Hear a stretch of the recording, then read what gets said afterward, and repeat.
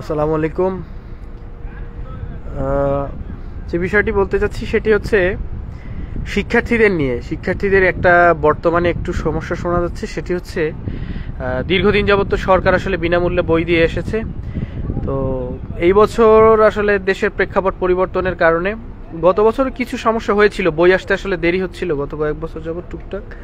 এবছর সমস্যাটা একটু বেশি হয়েছে দেশের প্রেক্ষাপট পরিবর্তনের কারণে। আসলে এখনো পর্যন্ত সব ক্লাসের বই আসেনি, আমরা শুনতে পেয়েছি। সেক্ষেত্রে সকল শিক্ষার্থীদের প্রতি আমাদের একটা অনুরোধ থাকবে, সেটি হচ্ছে যারা উপরে ক্লাসে চলে গেছে তারা তাদের সিনিয়রদের কাছ থেকে পুরনো বইগুলো নিয়ে নিক, যারা উপরে উঠেছে তারা তাদের জুনিয়রদেরকে তাদের ব্যবহৃত বইগুলো দিয়ে দিক। এর মধ্যে হয়তো সরকারের তরফ থেকে বা শিক্ষা সংশ্লিষ্ট যারা রয়েছেন ওনাদের তরফ থেকে যতদূর জানা যাচ্ছে তাতে সম্ভবত জানুয়ারির 15 বা এর পরে সর্বোচ্চ হয়তো ফেব্রুয়ারির মধ্যে আশা করি আমরা শিক্ষার্থীরা নতুন বই পেয়ে যাবে। কিন্তু এর মধ্যে তো আসলে পুরো শিক্ষা পদ্ধতিটাকে থামিয়ে রাখা যায় না। আজকে আমরা দেখলাম হঠাৎ করে একটা স্কুল তারা চিঠি দিয়েছে যে যেহেতু নতুন বই পাওয়া যায়নি এজন্য পুরো পাঠদান বন্ধ থাকবে। কিন্তু এটা কিন্তু আসলে করা উচিত নয়। কারণ হচ্ছে কি, বই তো আসলে আছে, বিদ্যা তো আর পূরণ হয়নি। হয়তো বইয়ের মলাট আর হচ্ছে পৃষ্ঠাগুলো পূরণ হয়েছে, কিন্তু বইয়ের মধ্যে যে জ্ঞান ছিল বা তথ্যগুলো ছিল সেগুলো তো আসলে পূরণ হয়নি। এই জন্য যারা 4 থেকে 5-এ উঠেছে বা 5 থেকে 6-এ উঠেছে, যারা 6-এ উঠছে তারা 5-এর বইটা নতুন যারা 5-এ উঠছে তাদেরকে দিয়ে দিই। যারা আবার 7 থেকে 8-এ উঠেছে তারা নতুন যারা 7-এ উঠেছে তাদেরকে দিয়ে দিই। এইভাবে হলে আমার মনে হয় পুরো শিক্ষা পদ্ধতিটা থমকে যাবে না। এজন্য আমাদের সকলের এগিয়ে আসা উচিত। আমরা অন্তত এই বিষয়গুলোর দিকে সিরিয়াস হই। শিক্ষার্থী যারা আছে যে যেই ক্লাসেই হোক, অন্তত নবম শ্রেণী পর্যন্ত তো এটা সম্ভব। হ্যাঁ, কারণ হচ্ছে নবম দশম শ্রেণীর বইগুলো তো একই ধরনের, প্রথম শ্রেণী থেকে পঞ্চম শ্রেণী পর্যন্ত বইগুলো আলাদা। এজন্য যেহেতু ক্লাস চেঞ্জ হয়ে যায় তারা এই বইগুলো দিতে পারে। আর মোটামুটি অনেক জায়গায় অল্প অল্প করে কিছু বই চলে গিয়েছে, সেখানে যারা নতুন পেয়েছে তো পেয়েছে, যারা পায়নি তাদের প্রতি পরামর্শ থাকবে তাদের যারা উপরের ক্লাসে আছে, যারা ওই ক্লাস থেকে উপরের ক্লাসে চলে গেছে তাদের সাথে যোগাযোগ করে, এবং এই ক্ষেত্রে শিক্ষকরা গুরুত্বপূর্ণ ভূমিকা রাখতে পারেন। আমরা শিক্ষকদের প্রতি অনুরোধ জানাবো এবং আহ্বান জানাবো, আপনারা আপনাদের শিক্ষার্থীদের কাছ থেকে ওই বইগুলো নিয়ে নিচের ক্লাসে দিয়ে দিন। এবং যারা উপরে উঠেছে তাদের আবার তাদের উপরের ক্লাসে যারা ছিল তাদের বইগুলো এনে দিয়ে দিন। যদি এভাবে হয় তাহলে এরপরে আবার যখন নতুন বই আসবে তখন তাদেরকে নতুন বই দিয়ে দেওয়া হলো।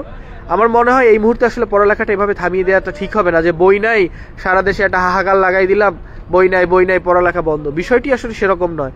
বই পুরনো হতে পারে, বিদ্যা কিন্তু পুরনো হয় না। এবং আরেকটি বিষয় রয়েছে যে শিক্ষকরা যদি এখন মনে করেন বই নাই তাদেরকে কিছুই পড়ানো যাবে না, আসলে আমার মনে হয় এটা খুব একটা উচিত হবে না। এর কারণ হচ্ছে তাদের কাছে তো অন্তত স্যাম্পল বই আছে, পুরনো বই আছে। সেই বইগুলো থেকে যদি শিক্ষার্থীদের তারা বসিয়ে একটু টুকটাক আলোচনাও করেন তাতেও কিন্তু তাদের ফান্ডামেন্টাল কিছু নলেজ, বেসিক কিছু নলেজ তাদের মাথায় চলে যাবে। যখন তারা বইটা পাবে তখনও অন্তত পাতাগুলো খুললে একেবারেই অজ্ঞ থাকবে না, ওই জিনিসগুলো তাদের ব্রেইনের মধ্যে কাজ করবে।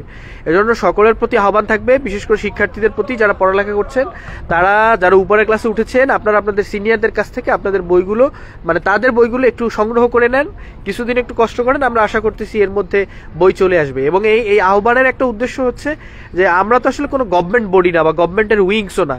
আমরা এজন্য বলছি বা আমি এজন্য বলছি যে হুজুকে সবার সাথে তাল মিলিয়ে আমি যদি 1 মাস বা 2 মাস বই থেকে দূরে থাকি, এটা আসলে ব্যক্তিগত আমার লস, ব্যক্তিগত আপনাদের লস হবে। আপনি 2 মাস বই পাইলেন না, খুব হই হুল্লোড় করলেন, বই পাই নাই, ক্লাস করতে পারি নাই, বা গার্ডিয়ানরা খুব করলো, তাতে লাভ কি? আসলে লাভ কি? আসলে তো আমরা 2 মাস পিছিয়েই গেলাম বা 1 মাস পিছিয়েই গেলাম। এজন্য শিক্ষার্থীদের প্রতি আহ্বান থাকবে, আপনারা আপনার বইটা নিচের ক্লাসে দিয়ে দিন এবং আপনার সিনিয়রের কাছ থেকে আপনি এক সেট বই, তার পাঠ্য বই নিয়ে আসুন। শিক্ষকদের প্রতি আহ্বান থাকবে আপনারা সকল শিক্ষার্থীদেরকে এই নির্দেশনাটা দিয়ে দিন যে পুরনো বইটা দিয়ে আপাতত তারা চলুক, স্কুলে আসুক, ক্লাস করুক।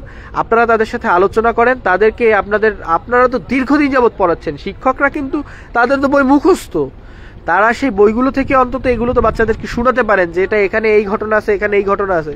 যখন বই চলে আসবে তখন এটা খুব সহজ হবে।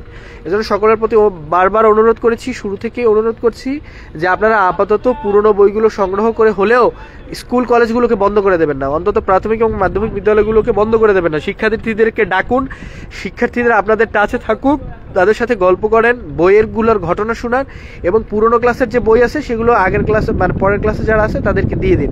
এভাবে করে হলেও অন্তত পাঠ্যক্রমটা চালিয়ে রাখা যাবে, শিক্ষা পদ্ধতিটা চালিয়ে রাখা যাবে।